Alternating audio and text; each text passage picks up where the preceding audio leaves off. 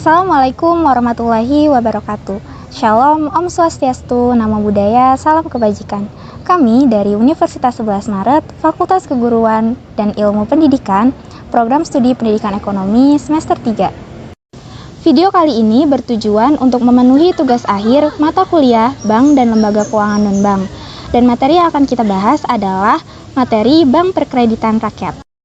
Sebelum membahas secara detail mengenai materi perkreditan rakyat, terlebih dahulu kita samakan persepsi awal mengenai konsep dari bank dan lembaga keuangan non-bank. Bank adalah badan usaha yang menghimpun dana dari masyarakat dalam bentuk simpanan, kemudian menyalurkannya ke dalam masyarakat juga dalam bentuk kredit dan atau bentuk-bentuk lainnya dalam rangka untuk mensejahterakan masyarakat banyak. Ada beberapa kategori jenis bank. Yang pertama adalah jenis bank berdasarkan fungsinya. Yang pertama adalah bank umum, yang kedua ada bank perkreditan rakyat, dan yang kedua adalah jenis bank menurut kepemilikannya.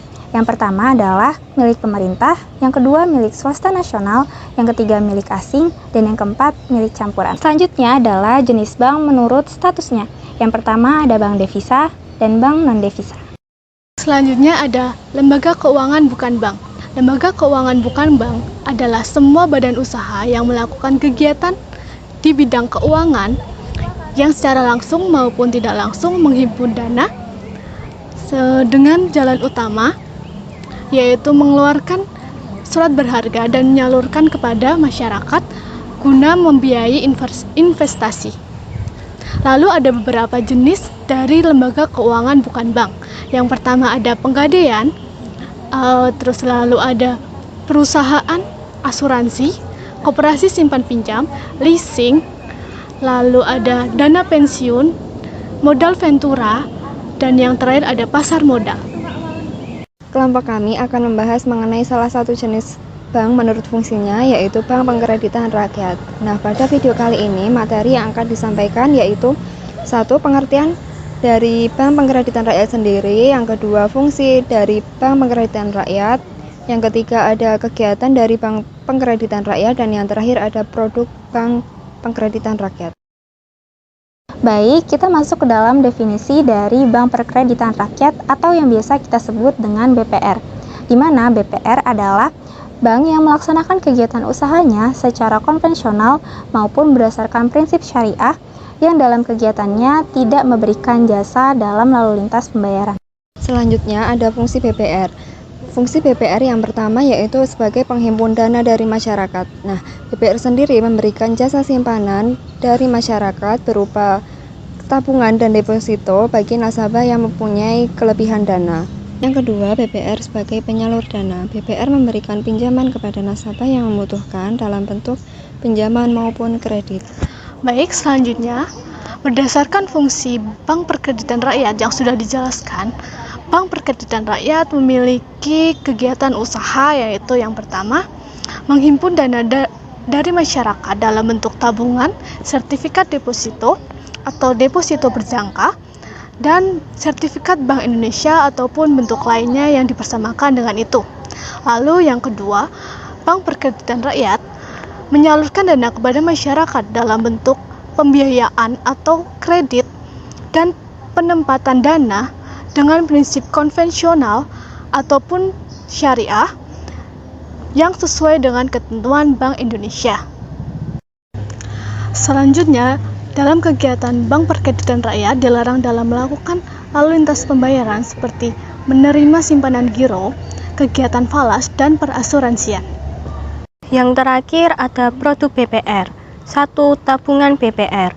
Berbeda dari bank umum, ketika nasabah memutuskan untuk mulai menabung di BPR, tidak ada biaya administrasi apapun yang dikenakan.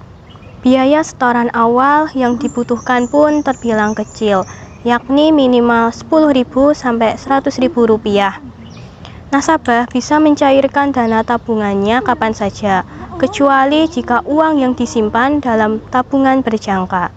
2. Deposito BPR. Deposito BPR memiliki bunga yang kurang lebih sama dengan yang ditawarkan bank umum, dengan mengikuti perkembangan terbaru dari Bank Indonesia.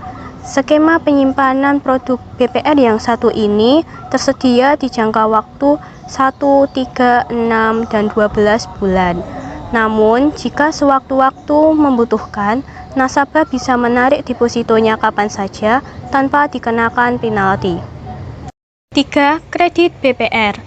Salah satu produk BPR yang paling populer adalah kredit atau pinjaman. Pilihan kredit di BPR memang cukup terbatas, tidak seperti di bank umum yang bisa memfasilitasi pinjaman sektor konsumtif. Secara umum, fasilitas kredit yang ditawarkan oleh BPR adalah kredit usaha, kepemilikan rumah, usaha kecil, kepemilikan tanah, dan kredit multiguna.